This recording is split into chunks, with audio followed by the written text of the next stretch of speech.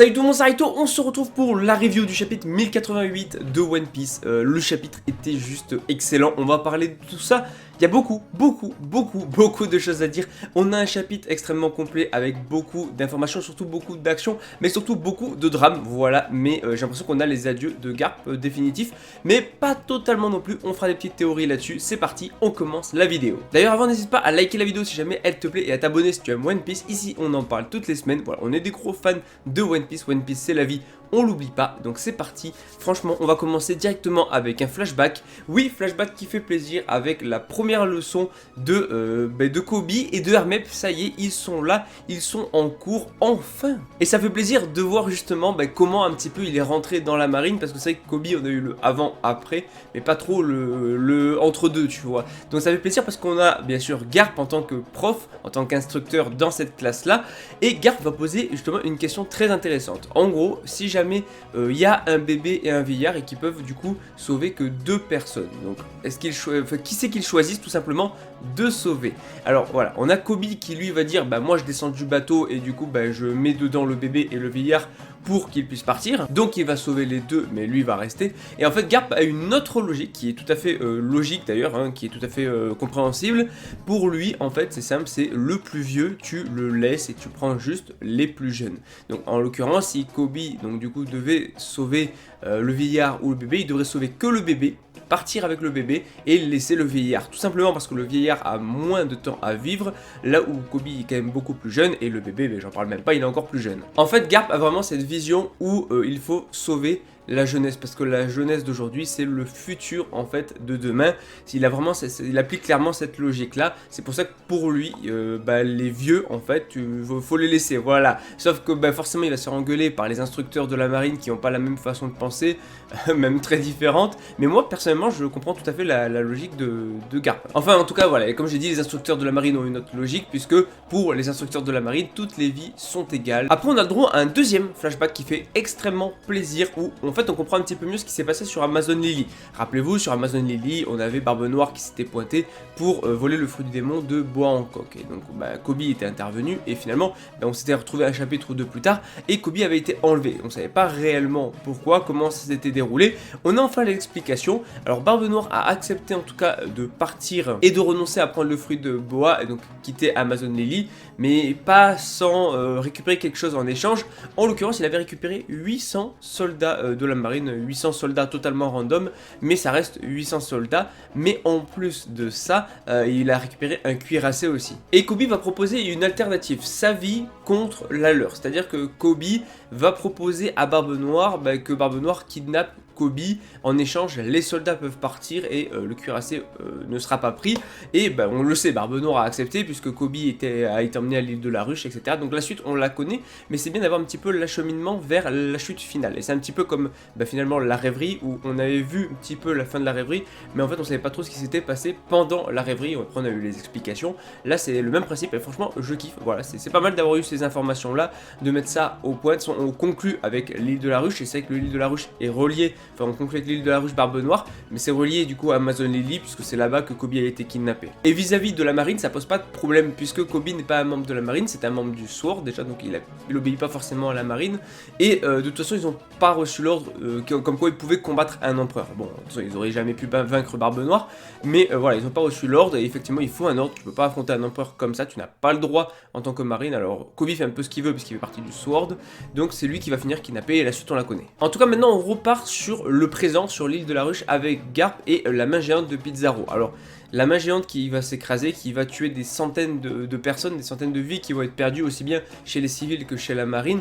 Donc c'est un peu la panique à bord. Et donc Garp va donner un ordre aux membres du SWORD qu'ils vont devoir bien sûr accomplir et surtout réussir. Parce que sinon, s'ils ne réussissent pas, il y aura beaucoup de morts. Donc le premier ordre, déjà Garp lui va s'occuper de créer une ouverture. Ensuite Kobe lui va essayer de détruire la main, voilà, la main de Pizarro, main quand même géante taille d'une montagne. Et c'est là qu'on va voir enfin de quoi est capable Kobe, et ça ça fait plaisir. Ensuite, on a Gless qui va justement empêcher les débris de la main d'atterrir sur les gens. Et pour ce qui est de Hermep, il doit soutenir à la fois Kobe et à la fois Gless. Et franchement, Kobe, incroyable, incroyable. Donc les trois vont obéir à l'ordre de Garp et donc du coup vont faire ce qu'il a demandé. Et on a des pirates qui vont attaquer Kobe et les autres. Et on a Hermep qui va bloquer un tir et il va disparaître dans la fumée. Voilà, il va se prendre l'explosion, mais il va le contrer avec son épée. Et donc tout le monde qui va courir pour, surtout Kobe qui va courir pour essayer de détruire la main.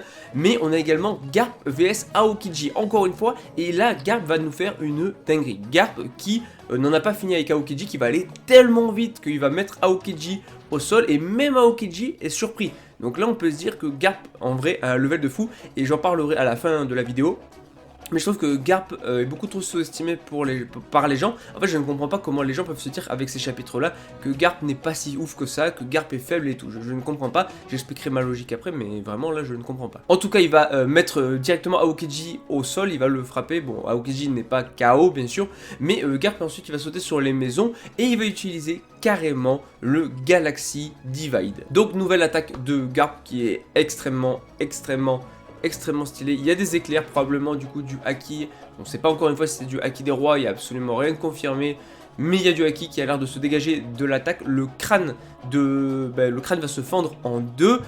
Pizarro va prendre super cher parce qu'effectivement quand tu le blesses donc sous sa forme, enfin quand il prend le contrôle de l'île avec son feu du démon, il y a des dégâts qui sont répercutés directement sur son vrai corps. Maintenant, juste avant de passer à Kobe qui va détruire la main, on a le droit à un petit flashback qui fait plaisir où en fait Hermep va parler avec Garp de Kobe. Déjà, faut savoir que Kobe en fait est un mec normal qui n'a pas forcément d'aptitude au combat, qui n'est pas forcément doué, qui n'a pas forcément de talent pour le combat, donc contrairement à d'autres, il doit s'entraîner 100 à 200 fois plus que les autres. C'est pour ça que non seulement il suit l'entraînement de Garp, mais en plus de ça, juste après les entraînements avec Garp, il continue à s'entraîner, et ce qui est incroyable vraiment pour le parallèle et pour la symbolique, mais il s'entraîne à frapper des cuirassés, à frapper des bateaux de la marine, exactement comme Aokiji et comme Garp.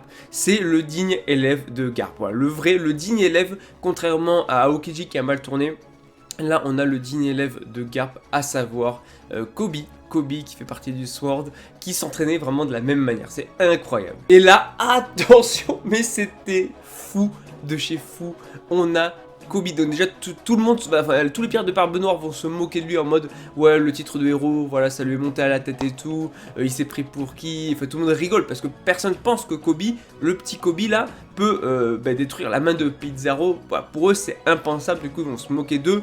Et même t'as un petit peu la réaction de tous les membres du Sword et tout, qui sont en mode ça craint et tout. Et Kobe, attention, qui va nous lâcher l'attaque Honesty Impact. Alors déjà, le nom est très inspiré du Galaxy Impact, je pense.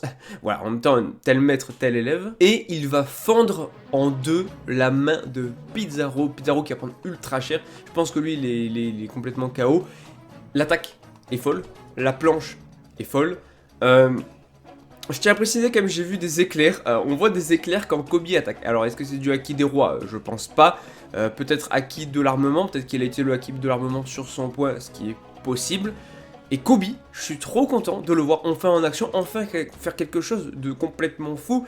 Parce que c'est vrai que, voilà, Kobe, on a vu son évolution, on a vu le avant, on a vu le après. Mais même si du coup effectivement il avait grandi, il avait pris du grade dans la marine, et en plus il a rejoint le Sword après, ça ok, mais réellement on ne savait pas ce qu'il valait puisqu'on ne l'a jamais vu combattre. Et là il va exploser la main de Pizarro et l'attaque est incroyable. Bon, forcément les pirates de Barbe Noire sont choqués de fou. Même Tashigi, elle est en mode Kobe-kun, qu'est-ce qui se passe? Voilà, ouais, elle le pensait pas si fort. T'as un petit peu tout le monde qui est en mode voilà, il est incroyable et tout. Et tu as dans tout ça Garp qui rigole à fendre l'arme. Il rigole, il envoie les larmes et tout. Enfin, il en peut plus, il se marre comme pas possible. Le mec est aux portes de la mort, il va mourir, il le sait. Mais il rigole de fou. Ensuite, on a Gless qui va s'occuper de récupérer les débris. Donc, finalement, bah voilà, ils ont récupéré tout le monde. Sur le bateau, on a les prisonniers qui ont été récupérés. Tu as les membres du Sword, tu as Tashigi, tout ça, tout ça. Donc, la mission de base a été accomplie. La mission était de sauver Kobe et ils ont sauvé Kobe. Donc, forcément ils voulaient récupérer Garp, sauf que non, Garp leur a dit barrez-vous, lui il va rester ici et eux vont devoir s'en aller. Et là, attention, attention, déjà il leur dit, vous tous, vous êtes le futur de la marine. Wow, wow, wow. Alors on enchaîne les planches de zinzin, une planche avec Garp transpercée au niveau de la poitrine par une lance de glace, par une lame de glace créée par Aokiji. Il y a tous les pirates de Barbe Noire autour, Shiryu, Aokiji, tout ça.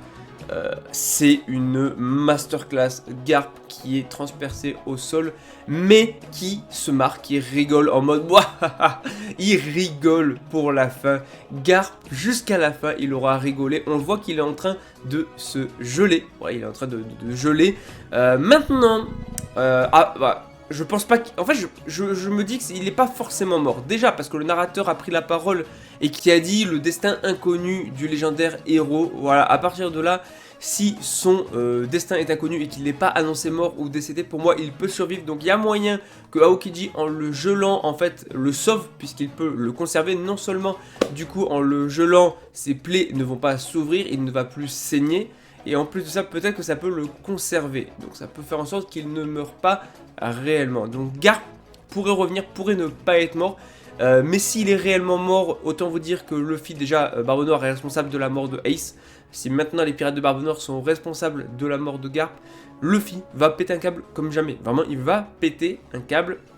Luffy, ça va être une dinguerie, même si lui aussi il est mal barré de son côté, mais ça va être fou. Après, peut-être qu'effectivement il est encore en vie, dans quel cas Aokiji n'est pas réellement méchant, sachant qu'en plus, au moment où il se fait geler et qu'il rigole, on voit Aokiji, mais en fait sur le visage d'Aokiji, on voit qu'il est caché, son visage, donc on ne voit pas ses émotions. Siphon, on ne sait pas, mais il a peut-être une petite larmichette là, voilà, en tout cas il y a peut-être des émotions, même s'il ne doit pas trop les montrer devant les pirates de Barbe Noire, mais... ouais, ça reste son maître et tout. Et c'est vrai qu'Aokiji pour moi c'était l'amiral qui avait l'air le plus gentil en plus. Et en plus de ça, donc effectivement, le narrateur a parlé de Garp, mais également de Kobe qui est rentré sain et sauf. Mais attention, un événement a été annoncé. Il est dit que Luffy s'est barricadé sur l'île de Egghead, qu'il a fait de l'île de Egghead sa forteresse. Alors là, honnêtement, même si tous ces événements ont été reportés dans le monde, pour moi, Luffy, c'est un coup de Morgans. Ça, c'est Morgans qui a dû écrire ça dans le journal. C'est la nouvelle qui a été répandue dans le journal par Morgans. Mais Luffy a jamais fait de Egghead sa forteresse. J'ai très hâte de voir ce qui va se passer parce qu'il y a quand même Kizaru qui arrive, donc il y a quand même un amiral. Maintenant, reste à voir si avec Sentomaru, il peut y avoir un arrangement, parce qu'effectivement, Sentomaru a été attaqué par le CP0, tout ça, on verra. Mais il y a également Saturne, et c'est là qu'on verra si Saturne est un réel combattant ou pas. Il y avait des indices qui le montraient, mais en même temps, voilà, on a envie de preuves, on a envie de voir ce qu'il vaut réellement, donc pourquoi pas un combat avec Saturne. Plus bien sûr toute la marine aussi qui se pointe sur Egghead à l'heure actuelle. Ça fait quand même des dingueries, des grosses dingueries qui arrivent en perspective là. L'arc est fou, vraiment l'arc Egghead, enfin ça se passe pas du tout qu'à Egghead, mais on a tellement de choses qui se passent, que ce soit du côté de Shanks, de Egghead, que ce soit du côté de Barbe Noire, l'eau, ensuite du côté de... Enfin on a trop de Cross Guild, on a la ruche avec Garp, Kobe, waouh, waouh. Bon, on a tout, on a que des bangers, on est sur l'acte final de One Piece. Ça se voit, je trouve pas du tout, certains disent que c'est rushé, je trouve pas du tout. Moi je trouve vraiment en termes de rythme on est très bon, on va à l'essentiel mais on pile ce qu'il faut, ça prend quand même son temps et tout, mais sans aller trop vite non plus, sans prendre trop son temps non plus. Je trouve qu'on a un rythme qui est parfait pour l'instant. En tout cas, vraiment, on a une pause la semaine prochaine, je suis dégoûté. Voilà, mais j'ai trop hâte d'être au chapitre 1089.